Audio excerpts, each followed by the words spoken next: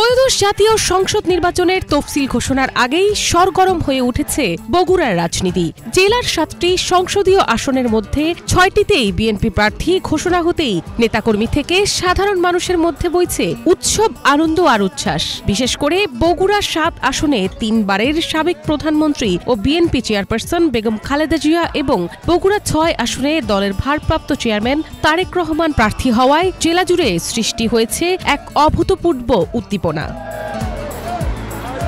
অনেকেই বলছেন বগুড়ার রাজনৈতিক ইতিহাসে এটি এক গৌরবময় অধ্যায়, যা জেলাকে পৌঁছে দিয়েছে মর্যাদা ও প্রতীকের উচ্চতায়। ইতিমধ্যে বগুড়া ১ বিএনপি প্রার্থী কাজী রফিকুল ইসলাম ওরফে রফিক কাজীর গণসংযোগ ও পথসভা মুহূর্তেই রূপ নিচ্ছে জনসমুদ্রে। যমুনার পশ্চিম তীর থেকে ওঠা এই জনজোয়ার ছড়িয়ে পড়ছে পূর্ব পাড়ের জামালপুর জেলার মাদারগঞ্জ সরিষাবাড়ি পর্যন্ত, আর উত্তরে গাইবান্ধার সাঘাটা ফুলছড়িতেও পড়ছে এর প্রভাব।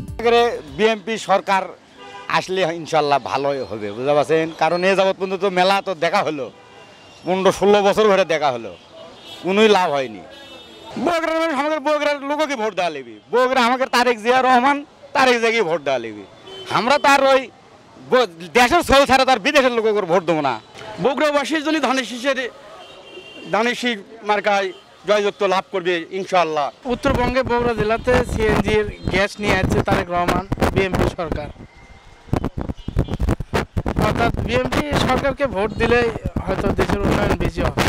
স্থানীয়রা বলছেন, ভাঙনপ্রবণ যমুনা নদী শাসন ও সারিকান্দি সদরের কালীতলা গ্রোয়েন আধুনিকায়নে রফিক কাজীর ভূমিকা আজও তারা ভোলেননি। কৃতজ্ঞতায় সেই ভালোবাসাই যেন তার পথসভাকে পরিণত করেছে বিশাল জনসভায়। জনাব তারেক রহমান আমাদেরকে শিল্প বিনিয়োগ এবং বিভিন্ন জায়গায় গ্যাস ভিত্তিক শিল্প বাণিজ্য গড়ে যেভাবে উঠছে আমাদের বগুড়াতে, এটা মানে চিন্তা করা যাবে না যে আমরা গ্যাসের মাধ্যমে বিভিন্ন শিল্পের উন্নতি সাধন করছি।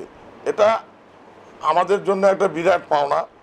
সেই তুলনায় আমরা কিন্তু তারেক রহমান সাহেবকে কিছুই দিতে পারি নাই।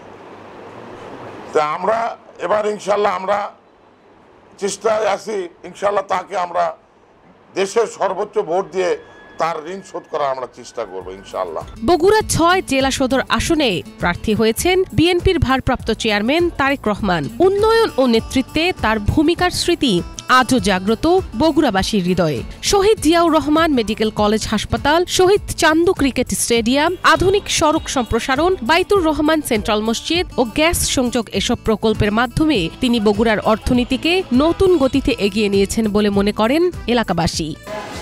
তারেক রহমান সাহেব এবং বেগম খালেদা জিয়ার উদ্যোগে বগুড়ার মেডিকেল কলেজ নতুন জায়গা সিলিমপুর 40 একর জায়গার উপরে প্রতিষ্ঠিত হয়।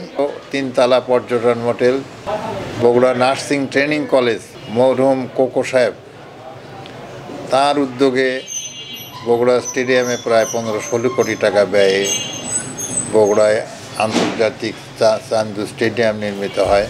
তারেক রহমানের প্রতি এলাকাবাসীর ভালোবাসা যেন আরও গভীর। তার পক্ষে নেতাকর্মীরা মাঠে নামলেই সাধারণ মানুষ স্বতঃস্ফূর্তভাবে যুক্ত হচ্ছেন মিছিলে, গলা মেলাচ্ছেন স্লোগানে। নির্বাচনী এই আমেজে ভরে উঠেছে শহর থেকে গ্রাম। বিএনপি নেতাকর্মীরা বলছেন, এই নির্বাচন শুধু ভোটের নয়, এটি বগুড়ার গৌরব ও ঐতিহ্য পুনরুদ্ধারের লড়াই। মিনালা দিবা, বাংলা ভিশন, নিউজ ডেস্ক।